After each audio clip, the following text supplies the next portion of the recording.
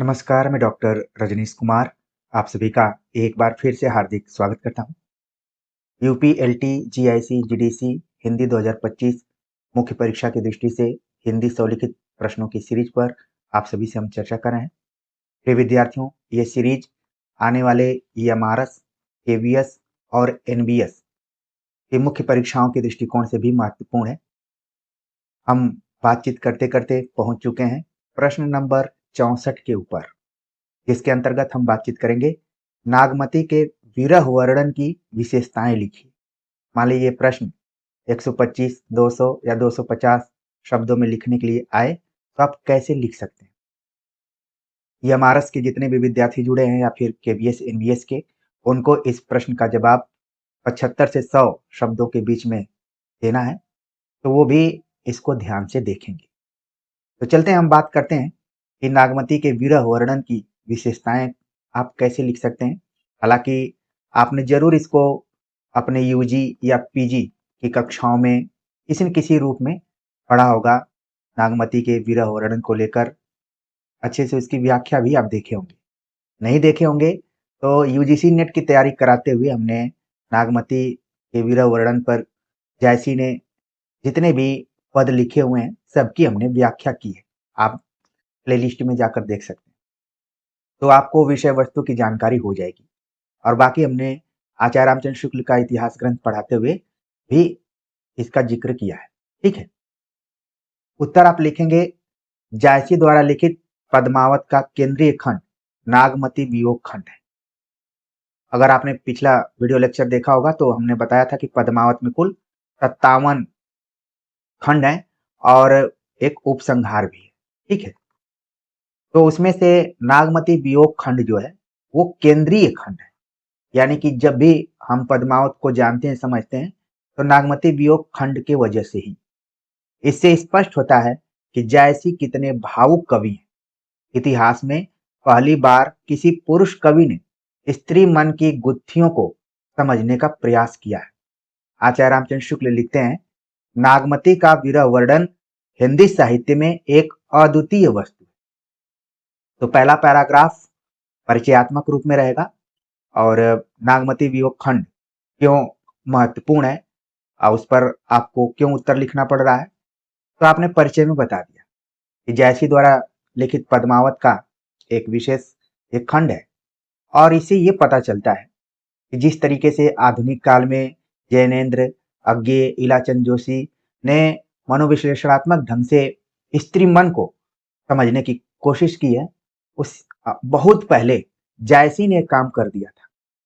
जैसी जो कि पुरुष कवि होते हुए भी स्त्री मन के अंदर क्या चीजें चल रही हैं और उसको पूरा चित्रित किया है। तो इसकी प्रमुख विशेषताएं निम्नलिखित हैं। पहली विशेषता है साधारण स्त्री के रूप में वर्णन। यानी जो नागमती है उसका चित्रण मलिक मोहम्मद जायसी ने साधारण स्त्री के रूप में किया है, जबकि वो रानी राजा रतन सेन की पत्नी के रूप में है। लेकिन जब नागमती वियोग खंड आप पढ़ेंगे तो लगेगा कि वो कोई साधारण स्त्री है। पद्मावत में जायसी ने नागमती को रानी के रूप में वर्णित न करके एक साधारण स्त्री के रूप में चित्रित किया है, एक सामान्य स्त्री के मनोभावों को प्रस्तुत किया है।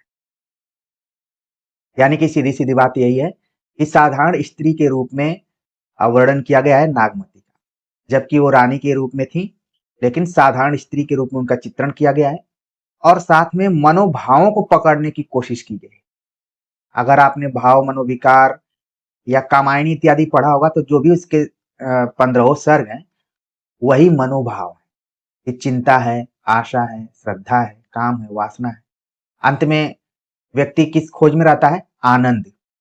यहाँ पर समझना जरूरी है कि हम क्यों नागमती के विरह वर्णन को देख रहे हैं, क्योंकि वो विरह में है, उसका जो पति है वो किसी दूसरे स्त्री के प्रेम में है और उसको छोड़कर चला गया। साधारण स्त्री के रूप में नागमती प्रकृति से बातचीत करते हुए क्या यहाँ पर उसका उल्लेख किया गया है? बरसै मघा झकोरी झकोरी मोर दुई नैन चुवे जस ओरी।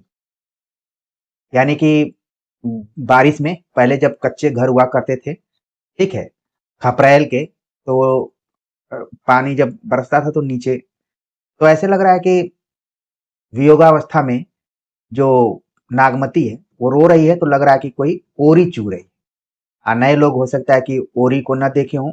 आज से 25-30 साल पहले ऐसे घर हुआ करते थे, अभी भी आप गांव में देख सकते हैं, लेकिन अब धीरे धीरे पक्के मकान बन गए हैं, तो जो पाइप लगी हुई है अब उसको ओरी का दर्जा तो नहीं दिया जा सकता है, लेकिन जो नारी नुमा खपरेल का बना रहता था वहां से, तो एक तरीके से हमने पद्मावत में लोक जीवन को देखा है। जैसी ने उसको बखूबी अपने इस ग्रंथ में प्रस्तुत किया है। एक उदाहरण है कि जैसे माघ महीने में बारिश होने पर ओरी चूती है, वैसे ही विरह में नागमती के दोनों नैन से पानी चू रहे हैं या फिर गिर रहे हैं, ठीक है। दूसरी विशेषता आप लिखेंगे आत्म विस्तार।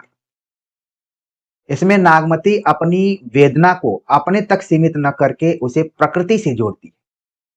और आप देखेंगे कि जब आप दुख में होते हैं, वेदना में होते हैं, तो आप सामान्य व्यक्ति से बातचीत नहीं करते हैं, मनुष्यों से दूर रहने की कोशिश करते हैं।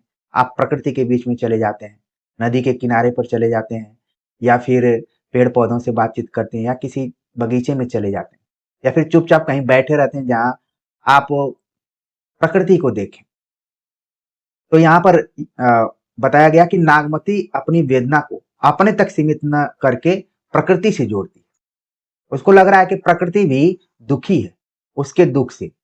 आप कई बार देखेंगे आपका मन खुश होता है तो प्रकृति भी आपको अच्छी लगती है।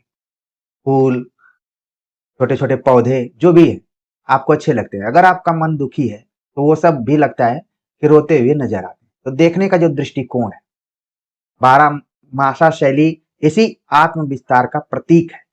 यानी कि मलिक मोहम्मद जैसी ने नागमती के विरह का वर्णन 12 महीनों के आधार पर किया है, और जिस शैली में किया है वो आत्म विस्तार का ही प्रतीक है। सामान्यतः मनुष्य को दुख के क्षण में सहानुभूति की जरूरत पड़ती है। मनुष्य जब दुखी रहता है तब उसको लगता है कि दुनिया को वही चला रहा है, और जब दुखी होता है, किसी दुख या पीड़ा से गुजरता है, तो उसको लगता है कि काश कोई उसके साथ हो। तब जरूरत पड़ती है सहानुभूति की। यहाँ पर नागमती भी बात कर रही है, प्यू सो कहियो संदेशड़ा हे भौरा हे काग, सो धन विरह जरी मोई तेहिक धुआं हम लाग। तो वो एक तरीके से भौरा, कौवा इत्यादि से अपने संदेश को भेज रही है कि जाकर हमारे पति से कहना कि हमारा जो रंग काला हो गया है वो प्रकृति के माध्यम से नहीं हुआ है, बल्कि आपकी जो पत्नी है वो विरह में जलकर मर गई, और उसका जो धुआं लगा उसी की वजह से हम सब काले हो गए। तो ये पीड़ा है एक तरीके से, ये सामान्य व्यक्ति से नहीं कहा जा सकता। आजकल के व्यक्ति तो आपके दुख पीड़ा को सुनने के बाद कई बार खुश भी हो जाते हैं, प्रसन्न भी होते हैं, मुंह पर तो अच्छी अच्छी बात करते हैं, लेकिन पीछे जाकर उसका मूल्यांकन अलग ढंग से करते हैं। तो आत्म विस्तार यानी सुख में क्या होता है, व्यक्ति सीमित होता है। सुख में आप देखेंगे कि लोग कट जाते हैं एक दूसरे से। आप कल्पना कीजिए, प्रेम को भी कई बार सुख माना जाता है। कई बार आपने देखा होगा प्रेमी प्रेम का पूरे कक्षा से ही कट जाते हैं। अगर आप लोगों ने रेगुलर क्लास किया होगा तो देखा ही होगा। लेकिन वही जब रिजल्ट निगेटिव आता है तब वो सभी सहपाठियों से कोई न कोई नोट्स लेना शुरू कर देते हैं, क्योंकि आपके जीवन से ही कुछ उदाहरण देने जरूरी है ताकि आप अपने को जोड़ पाए। तो आत्म विस्तार बहुत जरूरी भी है देखा जाए तो। और कई बार हमने देखा है कि ज्यादा आत्म विस्तार से भी दिक्कत हो जाती है। कुल मिलाकर यहाँ पर आपको जो यहाँ नागमती के बारे में बताया गया कि उसकी जो वेदना है उससे उसका प्रकृति से जुड़ा होता है, प्रकृति से अपनी बातों को कहती है, लोक व्यवहारों व कर्तव्यों से जुड़ा।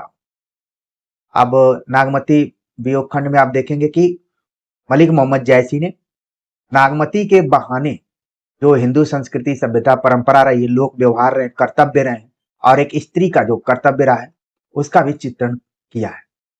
नागमती का विरह मात्र वैयक्तिक सुख के लिए नहीं है, बल्कि लोक जीवन से भी जुड़ा है। नागमती हिंदू पतिव्रता स्त्री है उसे दोहरी वेदना से गुजरना पड़ता है, एक स्त्री के रूप में, दूसरी शौच से उपजे तनाव से। ठीक है, बल्कि यहाँ पर दूसरा लिख दीजिए। एक तो उसको क्या है कि खुद महिला है, और दूसरा कि उसका पति जो है किसी दूसरे महिला से प्रेम कर रहा है, एक तरीके से शौच है। और कहा जाता है कि हिंदू सभ्यता संस्कृति में अगर काठ की भी पत्नी है, महिला है, अगर कोई बोल दे कि मैं इससे प्रेम करता हूं, तो बर्दाश्त के बाहर है। तो यहाँ पर दोहरी वेदना से नागमती गुजर रही, और उसके अंदर गार्हस्थ्यिक चेतना भी है, यानी कि जो एक गृहिणी का भाव होता है वो भी उसके अंदर है। पुष्य नखत सिर ऊपर आवा, हव बिनु ना मंदिर को छावा। तो एक तरीके से जो वही बारिश का महीना है। पहले जमाने में हर बारिश के महीने में एक बार जो कच्चे घर हुआ करते थे खपरेल के, उनको ठीक करना पड़ता था, और उसमें स्त्री पुरुष दोनों मिलजुल के अपना काम करते थे। आज के जो विद्यार्थी वो नहीं समझ पाएंगे इन सारी चीजों को। और मुझे याद है कि हमारे भी बचपन में हमने खपरेल का घर देखा हुआ था, जब हमारे बाबा हुआ करते थे, दादी, ये लोग बनाते थे। अब तो हर जगह चीजें बदल गई हैं। ठीक है, आप लोगों में से बहुत सारे लोग होंगे, ऐसा नहीं है कि नहीं देखे होंगे। अगली विशेषता है पतिव्रता स्त्री के रूप में। नागमती में पति प्रेम की प्रतिबद्धता देखने लायक। पति के दायित्व विहीन होने के बावजूद उसे अपने प्रेम पर अटूट विश्वास है। जिस तरीके से नागमती का चरित्र उभर कर सामने आता है, हो सकता है कि आज के स्त्री विमर्श के प्रतिमानों पर नागमती खरी न उतरे। आज की महिलाएं उस तरीके से टैकल नहीं कर सकती, हैंडल नहीं कर सकती हैं जिस तरीके से नागमती कर रही। ठीक है, और नागमती के मन में क्या है, यह तन जारो छार के कहाँ की पवन उड़ाव, मकुते ही मार्ग उड़ पड़े कंत धरे जहां पांव। उसकी अभी भी इच्छा है कि वो जब जल जाएगी तो उसका जो धुआं है वो हवा से कहती है कि वहां उड़ा कर ले जाओ जहां पर हमारे पति गुजरे और उनके पैर में वो लगे। शायद इसी से कहा गया पैरों की धूल। लेकिन यहाँ पर नागमती का कुछ अलग तरीके से है, आपने देखा। जैसे एक कविता आपने पढ़ी होगी, पुष्प की अभिलाषा। पुष्प की अभिलाषा यही है कि वो जिधर से सैनिक गुजरे उनके रास्ते में अगर वो पड़े तो ज्यादा बेहतर है। ठीक है, यहाँ पर नागमती का यही है कि जब वो मर जाए तो हवा उसकी राख को उधर उड़ा कर ले जाए जिधर उसके पति हैं, कंत, स्वामी। तो एक तरीके से पति के प्रेम की प्रतिबद्धता नागमती में दिखाई देती। मसनवी शैली का प्रयोग। नागमती विरह वर्णन मसनवी यानी फारसी का एक रूप है। ये 12 मासा शैली में है। कहीं कहीं कवि ने ऊहात्मक या अतिशयोक्तिपूर्ण वर्णन किया है। यही ऊहात्मकता आप बिहारी में भी देखेंगे, कवि बिहारी जो है उनमें भी दिखाई पड़ती है। तो कई बार हम फारसी पद्धतियों का प्रयोग करते हैं तो ऊहात्मकता उसमें ज्यादा आ जाती है। तो इसमें कहीं कुछ ऐसी बातें भी हैं जो कि कल्पना से भी परे हैं। ठीक है, और आप निष्कर्ष पर पहुंचेंगे कि कुल मिलाकर कहा जा सकता है कि नागमती विरह वर्णन में जायसी ने मार्मिकता, प्रेम की प्रतिबद्धता और स्त्री मन की गुत्थियों का विश्लेषण किया है। आचार्य शुक्ल लिखते हैं, जायसी ने स्त्री जाति की या कम से कम हिंदू गृहिणी की, ठीक है, मात्र की सामान्य स्थिति के भीतर विप्रलंब श्रृंगार के अत्यंत समुज्वल रूप का विकास दिखाया है। यह आशिक माशुकों का निर्लज्ज प्रलाप नहीं है, यह हिंदू गृहिणी की विरह वाणी है। इसका सात्विक मर्यादापूर्ण माधुर्य परम मनोहर है। तो आचार्य शुक्ल ने जायसी ग्रंथावली लिखा हुआ है, फिर अपने इतिहास ग्रंथ में भी जायसी का बहुत ही सकारात्मक रूप में मूल्यांकन किया है। तो प्रिय विद्यार्थियों, यहाँ पर अगर विशेषता लिखने के लिए आएगी तो आप 5 विशेषताएं तो लिख देंगे। अब जैसे 125, 200, 250 शब्दों में तो आराम से इसको आप लिख लेंगे। ये विद्यार्थी चिंता जरूर कर रहे होंगे कि यमारस वाले कैसे लिखें। इसी में से आपको उत्तर को छोटा करना है। मान लीजिए कि 75 शब्दों में आ गया, तो कम से कम इन 5 विशेषताओं को आप अपने दिमाग में रखें ठीक है, अपने कॉपी पर नोट कर लें। 5 विशेषताओं को नोट कर लें। इसमें से किसी 1-2 विशेषता को विस्तार से लिख दें और 2-3 कोटेशन लिख दें। तो इससे आपका उत्तर 75 से 100 के बीच में सीमित हो जाएगा। क्योंकि हम आपको संपूर्णता में चीजों को बतलाने की कोशिश करते हैं। अब बहुत सारे तेज तर्रार जो विद्यार्थी होंगे स्क्रीनशॉट ले लिए होंगे, लेकिन उनकी समझ कभी विकसित नहीं हो पाएगी। वो एग्जाम में जाकर भूलना शुरू कर देंगे। हम आप सभी को क्यों नहीं पीडीएफ देते हैं? इसीलिए नहीं देते हैं कि जो चीजें आप अंगुली पकड़कर सीख पाएंगे या फिर अपने दिमाग में बैठा लेंगे, किसी के वाणी के माध्यम से उसको कनेक्ट करते हुए, अब वो आप पीडीएफ से या फिर पैसे से नहीं कर पाएंगे। ठीक है, तो चीजें आप लोग समझते हैं, अच्छे विद्यार्थी इस चैनल से जुड़े हुए हैं, मुझे इस चीज का गर्व भी है। और मैं कभी भी शॉर्टकट ये सब चीजें करने के लिए आपको नहीं प्रेरित करूंगा। ठीक है, कुछ यहाँ पर शब्द एक्स्ट्रा हो गए हैं, उनको आप लोग मत लिखिएगा।